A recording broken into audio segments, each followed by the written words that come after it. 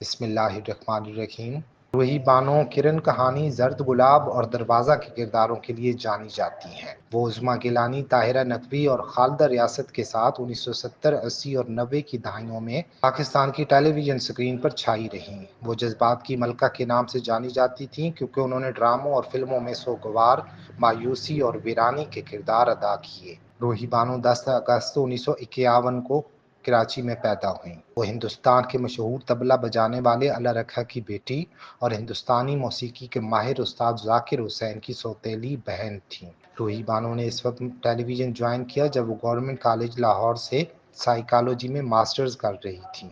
روحی بانو نے پاکستان میں ٹیلی vision industry کی آغاز کا مشاہدہ کیا۔ روحی نے کرن کہانی، زرد گلاب، دروازہ اور دیگر کئی مشہور ٹی وی ڈراموں میں یادگار کردار ادا کیے۔ انہیں 1981 میں صدر پاکستان کی طرف سے پرائڈ آف پرفارمنس ایوارڈ سے نوازا گیا۔ انہوں نے پی ٹی وی کے بہت سے ایوارڈ بھی حاصل کیے جن میں نگار ایوارڈ، گریجویٹ ایوارڈ اور looks life time achievement award شامل ہیں۔ روحی نے 2 شادیاں کی لیکن ان کی دونوں شادیاں ناکام رہیں اور ان کا ایک بیٹا علی تھا۔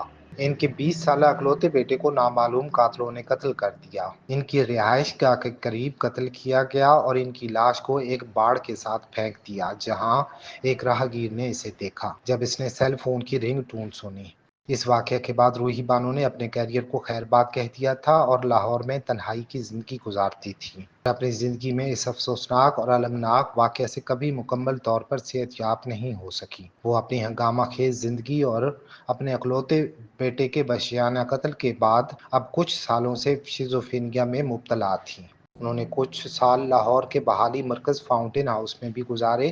ان کی اپنی بہن نے انہیں 2005 میں بحالی مرکز میں داخل کرایا تھا۔ ان کا انتقال 25 جنوری 2019 کو استنبول میں ہوا۔ انہیں گردے کی بیماری اور دماغی عارضہ لاحق تھا۔ وہ مرنے سے پہلے 10 دن وینٹی لیٹر پر تھیں۔ ان کی بہن روبینہ یاسمین کے مطابق ان کا خاندان ان کے آخری دنوں میں ان کے ساتھ رہنے کے لیے ترکی کے شہر استنبول گیا تھا۔